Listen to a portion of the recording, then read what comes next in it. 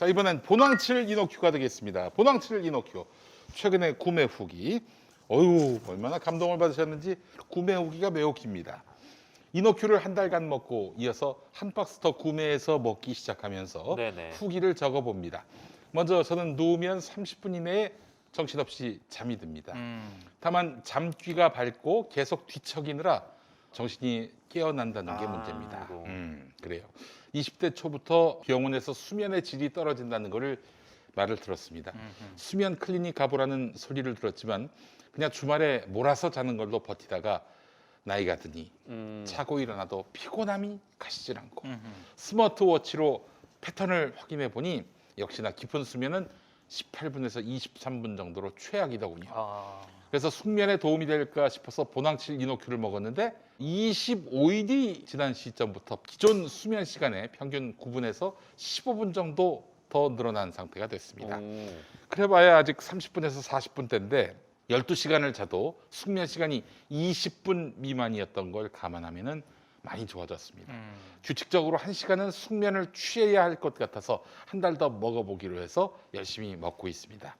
잠의 질이 좋지 않다고 판단되는 분들 구매에 참고하시기 바랍니다. 잠이 부족한 분들은 많지만 보통은 잠잘 시간이 부족해서가 아니라 꿀잠을 잘 수 있는 네네. 몸 상태가 아닌 분들이 많습니다. 보낭칠 이노큐는 자고 싶어도 쉽게 잠들지 못하고 잠이 들어도 자주 깨서 개운치 못한 분들, 그분들을 위한 제품입니다. 특히 수면제를 장기간 복용 중이거나 수면제 복용을 고민하는 분들께 보낭칠 이노큐를 적극 추천합니다. 왜냐하면 수면제가 가져오는 부작용이 심각하다고 알려져 있기 때문입니다. 금단 현상, 그렇죠. 우울증 같은. 그렇죠. 자, 보낭칠 이노큐는 제주산 황칠나무와 오가피를 주 원료로 만들어 몸에 부작용이 없기로 소문난 생약 성분입니다. 특히 황칠나무는 진시황의 불로초로 추정될 만큼 예부터 몸에 좋기로 소문난 약재인데 뇌의 긴장을 풀어주는 효과가 네. 있는 것으로 알려져 있습니다. 자, 원래 그 정가가 8만 원인데 인터넷 최저가가 5만 9,900원. 김용민닷컴은 여러분 놀라지 마십시오. 5만 2천 원입니다. 아이고. 계속 네. 이 가격이야.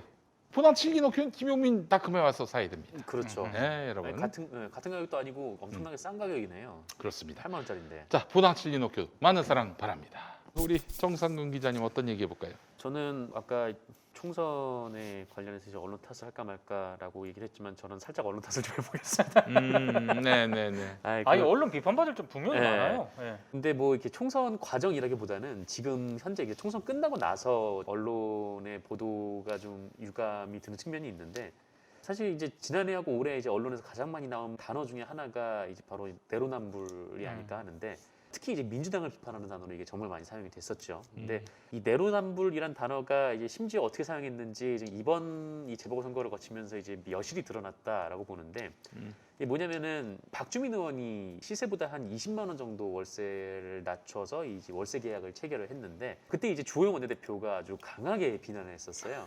그런데 알고 보니까 주호영 원내대표는 자기 전세값을 25%나 올렸다는 거죠.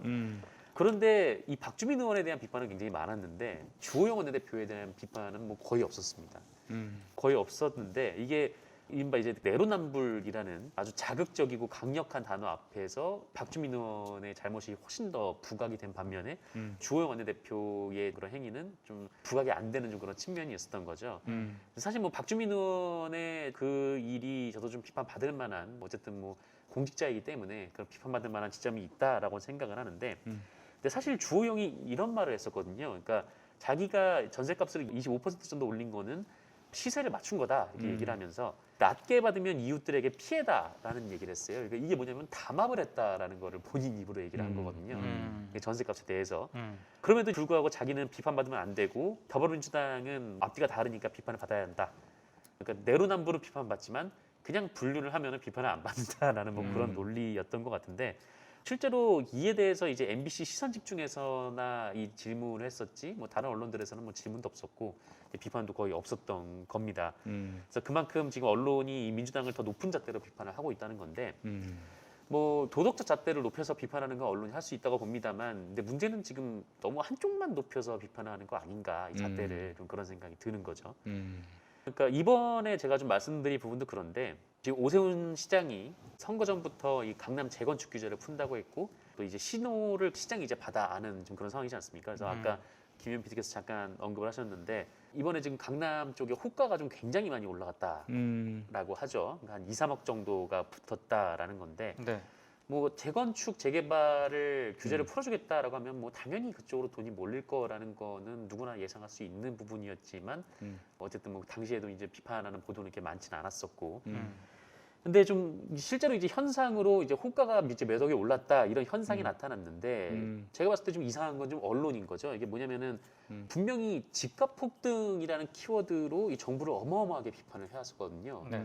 그런데 이상하게 이제 오세훈 시장 당선 후에 좀 집값이 꿈틀하니까 지금 이제 전혀 다른 표현을 쓰고 있다라고 이제 보여지는 겁니다. 그러니까 문재인 정부에서 이 부동산 가격이 뭐 크게 오른 건 맞고 그래서 이제 폭등이라고 달거나 문재인 정부가 이제 심지어 이제 붕괴를 한다거나 뭐 실패라거나 뭐 악수 좀 이런 좀 온갖 부정적 그 표현들이 등장을 했는데 뭐 그건 뭐 그럴 수 있다라고 쳐도 그런데 이해할 수 없는 거는 왜 오세훈 시장과 관련해서는 똑같이 이제 집값이 오르는 징조가 보이는데 단어 선택이 왜 다르냐라는 거죠.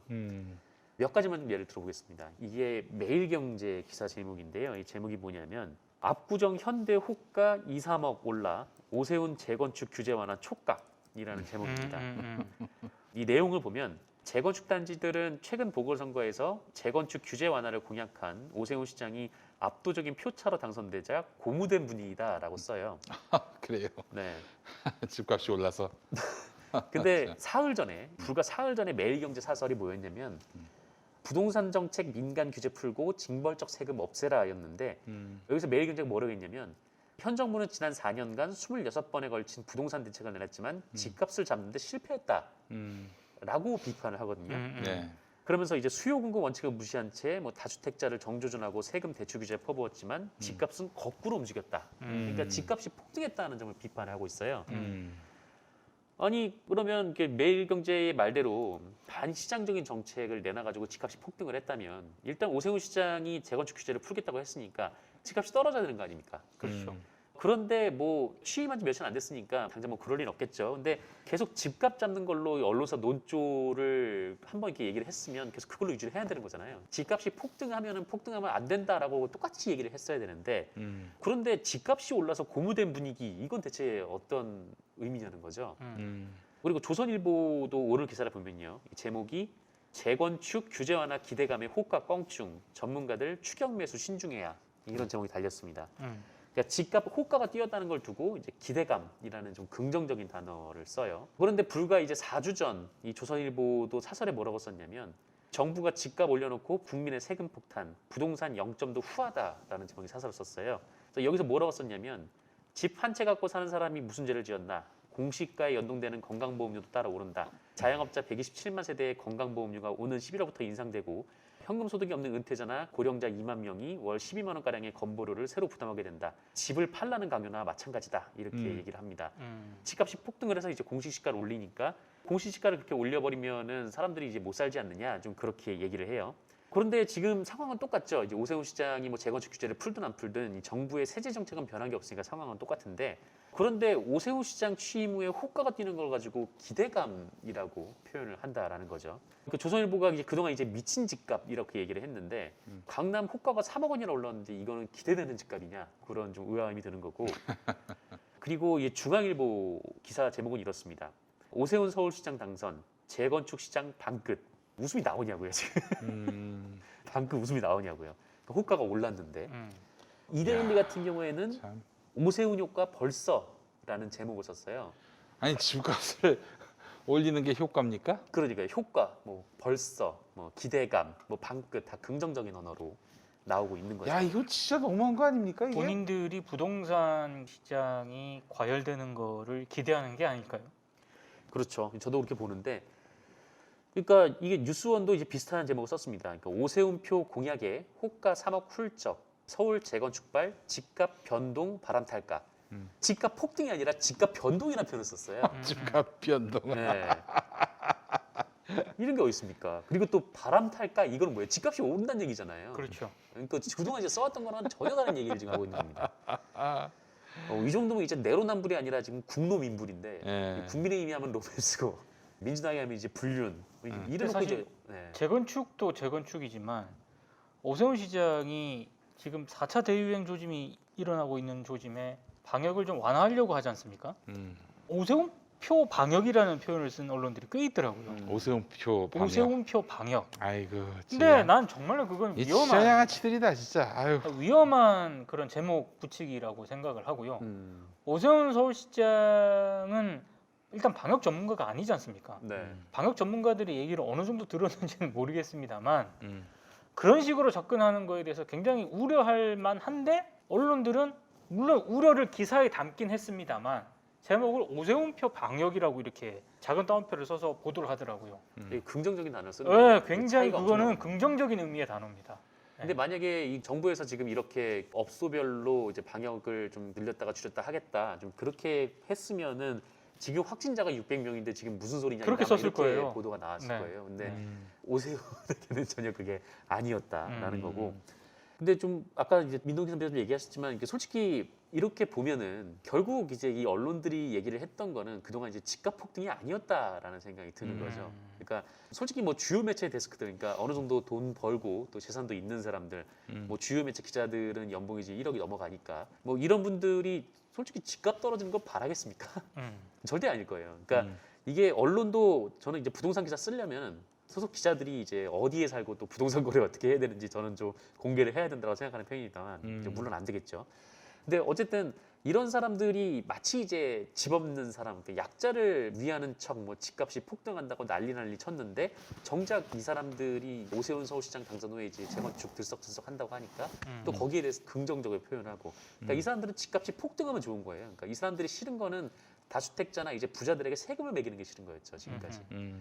그러니까 조선일보나 중앙일보, 매일경제 뭐 이런 매체 기자들은 평생 노동소득으로 돈 모아도 집 하나 사기 힘든 서민들의 편이 될 수가 없는 집단이라고 좀 봅니다. 뭐 국민의힘도 마찬가지라고 보는데, 근데 이 자기들 욕망을 또 대놓고 말하기 힘드니까 이 집 없는 사람을 계속 얘기를 하는 거예요. 그러니까 얘네들 지금 부동산 기사를 쓰는 거 보면은 뭐 그런 집 없는 사람을 전혀 모르는 것 같고, 집 없는 사람들이 어떻게 살아가고 또 서울 밖으로 밀려난 사람들이 출퇴근을 어떻게 하는지 전혀 모르고 있다. 뭐 이 점을 꼭 말씀드리고 싶어서 기사를 가져왔습니다. 저는 언론사, 개별 언론사들은 이제 힘을 잃어가지고 더 이상 뭐 영향력을 발산할 수 없다고 보지만 그들의 영향력을 유지시키는 게 포털입니다.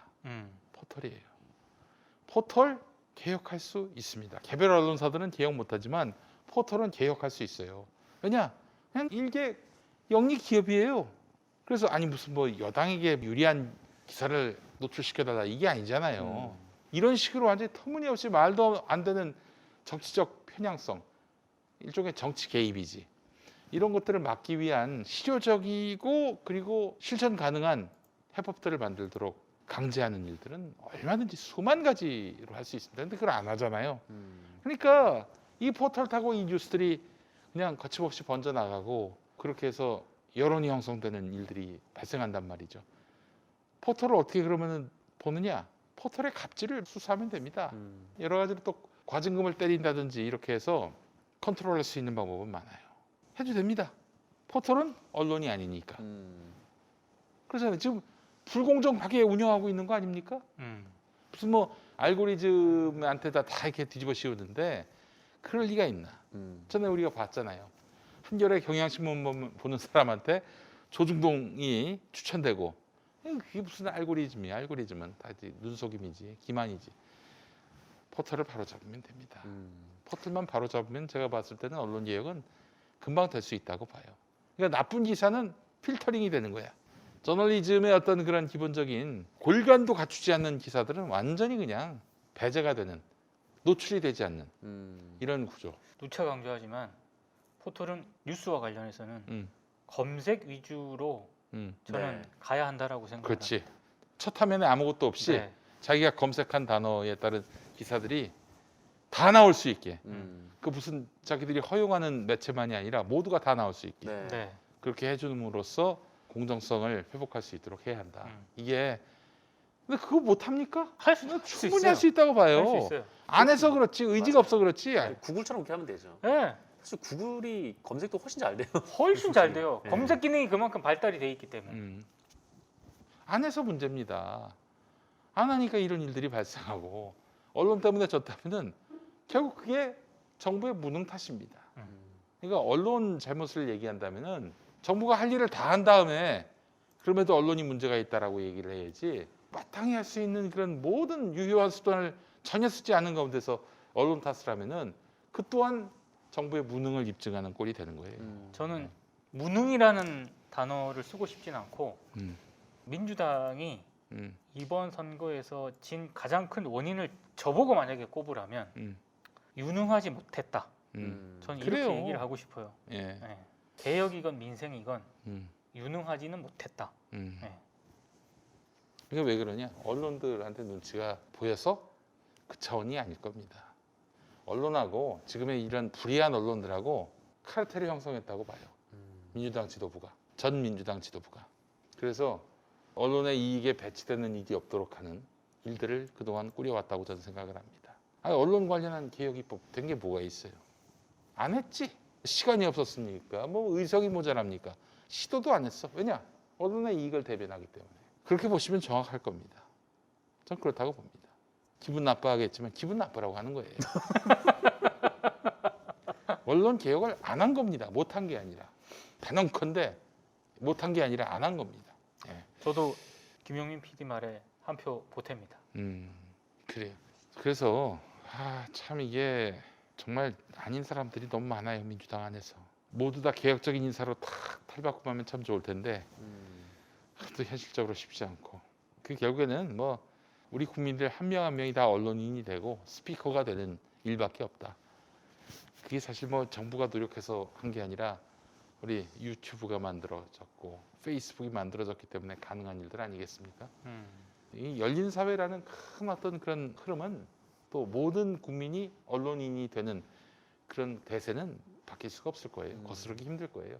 그렇기 때문에 우리가 예견하지 못하는 앞날에 우리의 희망을 걸어봅니다. 사실은 제가 너무 감동을 받았던 게 뭐냐면 18세기에 네. 18세기에 천주교가 처음 들어왔잖아요. 네.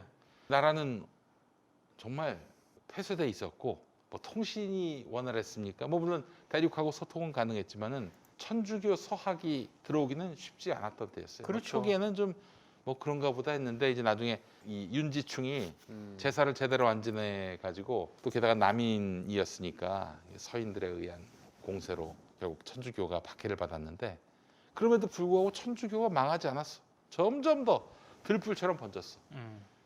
왜 그랬느냐? 특히 여성들이 어마어마하게 믿었습니다. 왜냐? 여성에 대해서 차별을 두지 않거든.